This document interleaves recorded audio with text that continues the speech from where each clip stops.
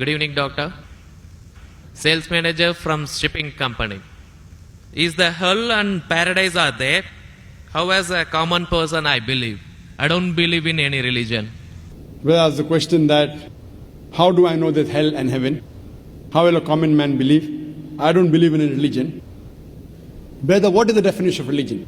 Religion is a way of life. How you lead your life. Many people say that, I don't mind, I'm just a human being, I'm born, I will do test and error, and I will know how to lead a life. For example, you go to a forest. You are going to a forest the first time. You don't know whether the fruits are poisonous or not. If you start eating any fruit, you may end up eating a fruit which is poisonous and you may die. What do? You ask an expert.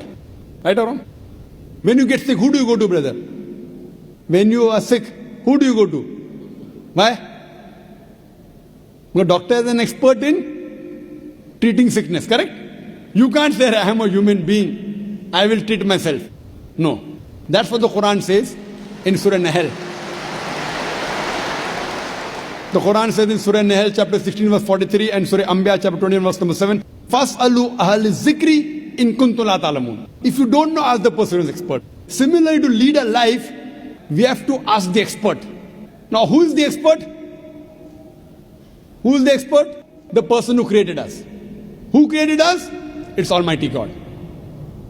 So, we have to follow the commandment of Almighty God. If you do not believe in Almighty God, you should listen to my video cassette, Is the Quran God's Word? Where I have proved logically and scientifically the existence of Allah subhanahu wa ta'ala. If you are an atheist, are you an atheist, brother?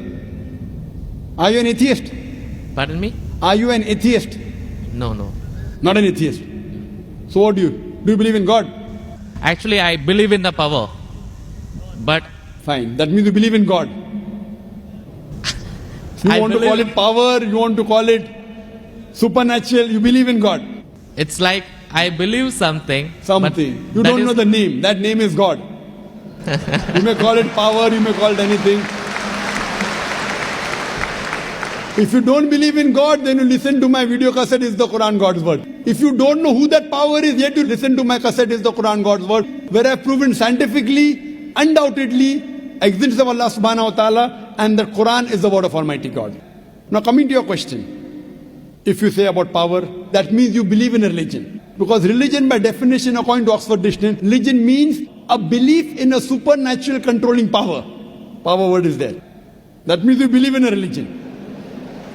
Religion, according to Oxford Dictionary, means a belief in a supernatural controlling power, a personal God or gods that deserve obedience and worship. That means you believe in religion, you don't know the definition of religion. So don't say I don't believe in religion. Religion is English word, brother. Religion is English word. If you open the Oxford Dictionary, it says religion means a belief in a superhuman controlling power, and you believe in a power. Or a personal God or gods that deserve worship or obedience. To know more about that power, you see my video because it is the Quran God's Word. Now coming to your question, basic question, how will I prove that there is hell and heaven? Now if you hear my video cassette, I have proved many scientific aspects in the Quran. If you use science to the Quran, what we come to know that whatever the Quran has said today, 80% can be proved to be 100% correct scientifically. Quran speaks about various scientific facts, which we came to know recently. It speaks about astronomy, it speaks about the spherical nature of the earth, it speaks about the Big Bang, it speaks about the light of the moon is not its own reflected light, it speaks about the water cycle, it speaks about biology, it speaks about botany, it speaks about zoology, it speaks about embryology, all these things. Now, today is the age of science and technology. If we put this test of science to the Quran, what we come to know, 80% whatever the Quran has said is 100% perfectly correct. The balance 20% is ambiguous. Neither right, neither wrong. Out of that 20%, not even 0.01% has been proved to be wrong by scientific fact. It is ambiguous. So what my logic says, when 80% is 100% correct, and not even 0.01% of the 20% is proved wrong, so my logic says that inshallah, even that 20% will be correct. It's a logical belief. I being a medical doctor, Quran speaks about astronomy, embryology, genetics, everything perfect. Then you ask me, brother, you being a doctor, you believe in hell? in heaven? You believe in jinn? You believe in life after death? So my logic says, inshallah, even the other 20% in the Quran, which science hasn't reached up to that level. Science cannot prove it. Maybe science will prove 50 years later or 10 years later. But today science hasn't reached that level. So in this way, I believe whatever 20% which science hasn't proved to be right or wrong, inshallah even that will be right. This is one way to prove about hell and heaven. There's another way, simple way, without reading Quran. Brother, I am asking a simple question. Is robbing good or bad? Robbing is good or bad? Robbing is bad. Bad. Yeah. Raping a girl is good or bad? No, bad. Bad. Okay, now I am asking you a question. Logically, I suppose happen to be the biggest mafia. Hypothetically. I am a big robber. You prove to me logically and scientifically. I am a very logical person. I am a scientific person. I am a logical person and scientific person. You prove to me why robbing is bad for me and I will stop robbing. Only one reason you give me. One good reason why robbing is bad for me and I will stop robbing. It hurts others. It hurts people. It hurts others. What difference does it make to me? If it hurts, if I rob 1,000 riyal, it is benefiting me. I can see movie. I can go to a 5-star hotel. What difference does it make whether it hurts others? Does it hurt me? I told you, prove to me why it is bad for me, not for others. I am least bothered about the others. Why is it bad for me? When I am robbing 1,000, if it hurts him, no problem.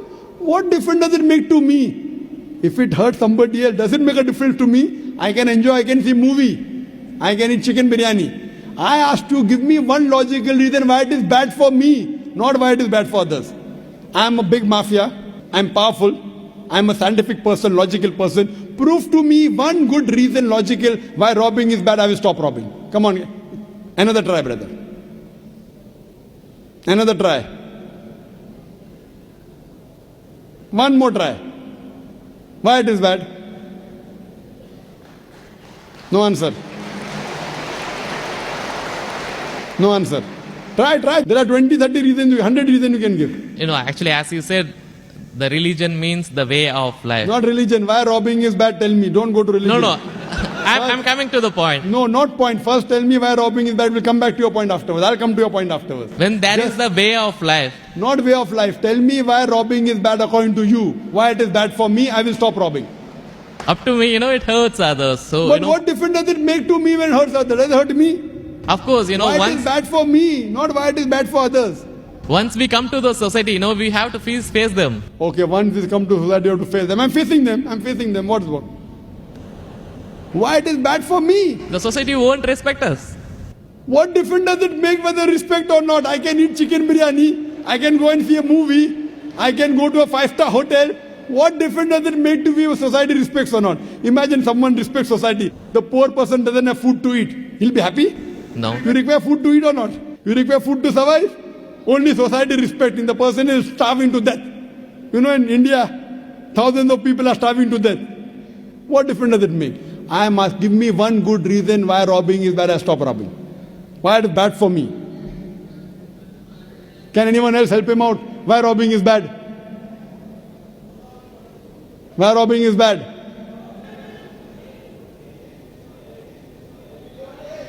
There are various answers. I'll help you out. You may say, police will catch you.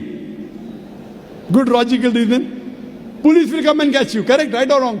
Correct. But you didn't give I'm helping you out. But brother, I told you I'm a powerful mafia. The police is in my pocket. Ministers are in my pocket. Big mafia. See, all the top mafia, the police is in the pocket. They are on my payroll. The police is on my payroll. What will they catch me? Small robber like you should not rob. You will get arrested. I'm a top mafia. The police is on my payroll. Even the ministers are on my payroll. They are in my pocket. So small robber like you should not rob. Big mafia like me can rob. Another reason, I'll help you out. Maybe somebody will come and rob you. Yes. No one can rob me because I got 100 bodyguards. All of them hiding behind the stage. Bodyguards. Small robber robs, somebody will rob him. No one can rob me because I got bodyguards. Hundreds of bodyguards with AK-47. So logically you cannot prove at all why robbing is bad. With all your science and technology, you cannot prove robbing is bad. So shall I take it in that way? It is to make people fear that, if you do wrong things, then when you die. What wrong thing? Where is robbing wrong? First you prove it is wrong, na? Where is robbing wrong? You haven't proved to me robbing is wrong. When you prove robbing is wrong, then you can say don't do wrong things, na? Therefore, what is good, what is right, you require a creator to tell you. You require a doctor to tell you what food is good, what food is bad. This fruit is poisonous, this is healthy for you. Apple is healthy for you, wild berries are poisonous for you. A doctor tells you. There's no better doctor than Allah subhanahu wa ta'ala. Logically speaking, brother, that mafia has got bodyguards. No one can harm him. And believe me, there are many examples. He dies a very comfortable death. But I am asking a simple question now, brother. Don't you think that there should be justice? Brother, Yes. justice. Someone should punish him or not. Law is there. But the law cannot punish every human being here. Why? There are many mafias in Italy. There are many underworld people in India. And the law can't do anything to them. The law is in their pocket. But yet, you as a common man, don't you think you should be punished? Raping is good or bad? There are many people who rape. They rape the girls. No, nothing. The law cannot catch them. So don't you think he should be punished? Yes or no? Yes. But there are many people you see in this world who are big mafias. They die comfortable, they are rich, they are millionaires. There should be some justice. The reply is given by Creator. Surah Al-Imran, chapter number 3, verse number 185. Allah says, Kullu nafsin dhaikatul maut. Every soul shall have a taste of death. But the final recompense will be on the day of judgment. This life is just mere chattels of deception. If there is no life after death, this life is of injustice.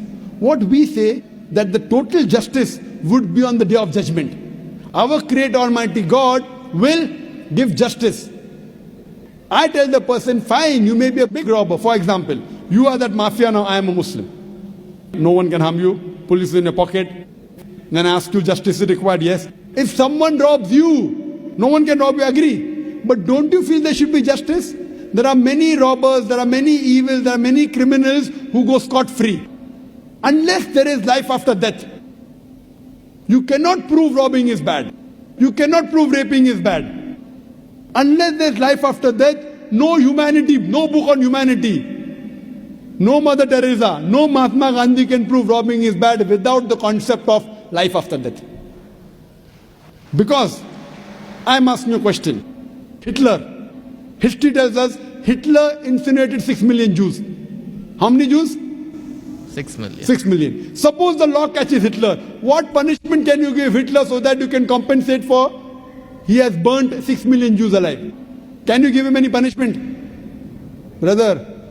We have to put him in jail till his life death. Okay, will it be equivalent to burning 6 million Jews? Is burning better or putting in jail better?